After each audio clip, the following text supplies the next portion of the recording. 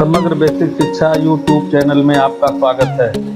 आप देख रहे हैं यूरोपीय शक्तियों का भारत आगमन पार्ट 3।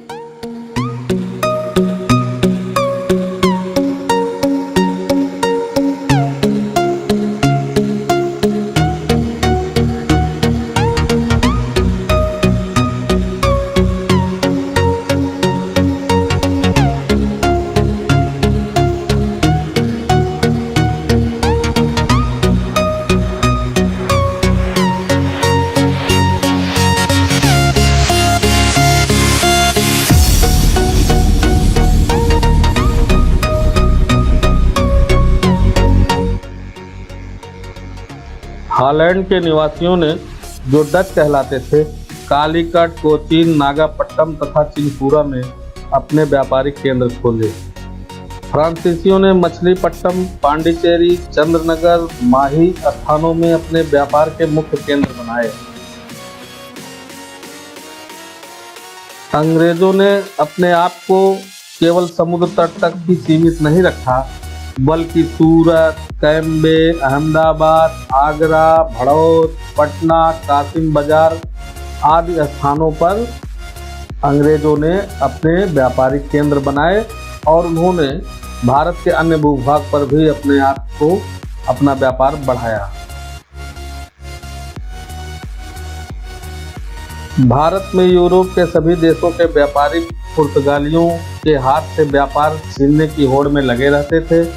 उनकी कोशिश रहती थी कि भारत में कम से कम कीमत देकर सामान खरीद सकें और फिर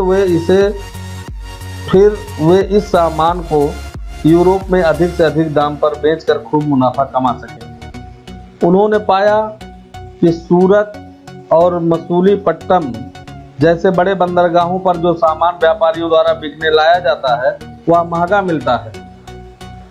इसलिए यूरोप के व्यापारी गांव-गांव में अपना आदमी या एजेंट भेजकर सीधे कारीगरों से माल खरीदने की कोशिश में रहते ताकि सस्ता माल मिल सके।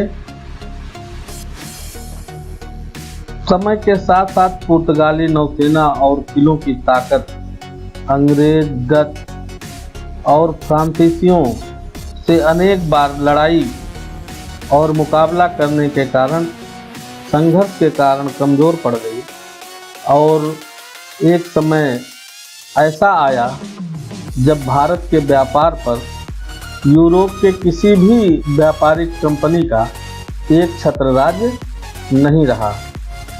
विदेशी कंपनियों ने लाभ के लिए साम, दाम और दंड तथा भेद की नीति अपनाई। वे राजाओं और बादशाहों के पास अपने प्रतिनिधि या दूत भेजते और भारत में खुलकर व्यापार करने की इजाज़त मांगते। अनुमति प्राप्त करने के लिए वे राजाओं की खुशामद भी किया करते थे, उनको उपहार भी दिया करते थे।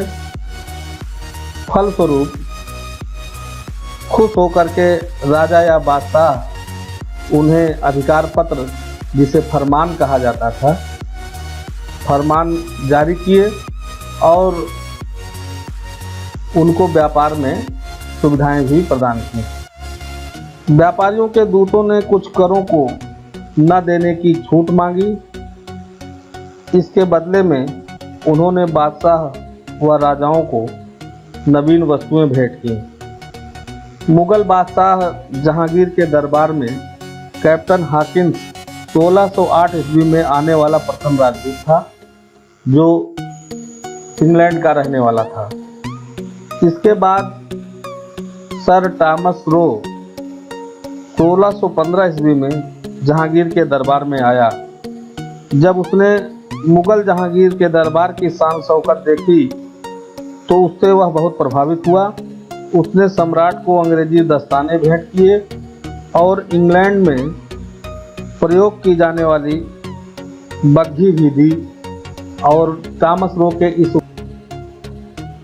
बहुत प्रसन्न हुआ। अब देसी राजाओं ने सोचा कि अगर हम टैक्स में, कर में छूट देते हैं तो इससे हमारे राज्य का व्यापार बढ़ेगा और राज्य का खजाना भरेगा, क्योंकि व्यापार आकर्षित होगा और जब व्यापार आकर्षित होगा तो राज्य को कर अधिक मिलेगा।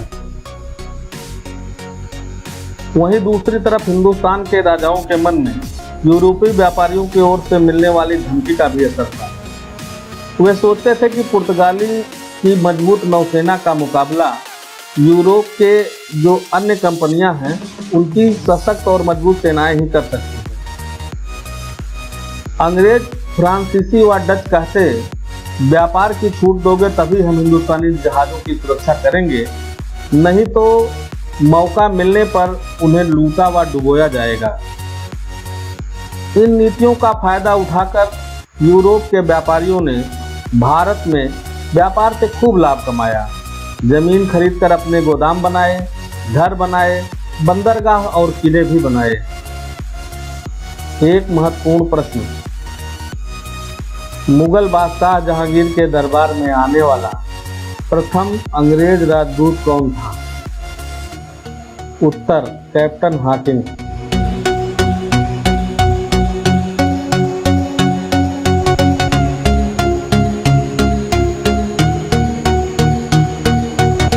यूरोपियों द्वारा मसाले का प्रयोग स्वाद के लिए नहीं बल्कि मांस को सड़ने से बचाने के लिए किया जाता था, जिससे मांस कई महीनों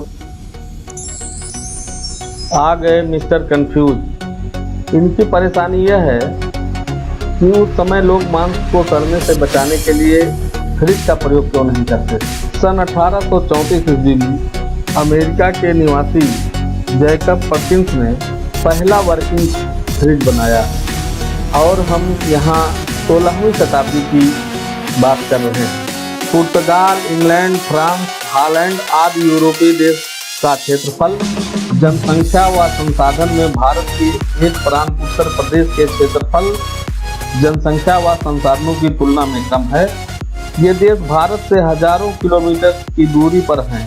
इसके बावजूद ये यूरोपीय देश भारत पर अपना अधिकार करने में सफल हुए और लगभग 200 वर्षों तक भारत देश पर राज्य किया। जब यूरोप में तकनीकी विकास जैसे घड़ी, छापाखाना, बंदूक आदि बनाए जा रहे थे, तब हमारे देश के शासक इनसे अनभिज्ञ थे। धनी व्यापारियों ने पैसा उधार देने के लिए बैंक की स्थापना की। इसके लिए वे शुल्क लेते थे, जिसे ब्याज कहते हैं। लोग अपना धन बैंकों में सुरक्षित रखते थे। पहला बैंक इटली वासियों का था। 17वीं शताब्दी में लंदन तथा एम्स्टर्डम बैंक व्यवस्था वाले सबसे महत्वपूर्ण बने। आज यूरोप के सभी देश यूरोपीय यूनियन में संगठित हो चुके हैं और एक नई आर्थिक शक्ति के रूप में उभर कर आ रहे हैं। कृपया वीडियो को लाइक एवं शेयर करें तथा चैनल को सब्सक्राइब करें और बेल आइकन का बटन दबाना ना भूलें, जिससे हमारे नए वीडियो की नोटिफिकेशन आप तक पहुंचती रहे। धन्यवाद।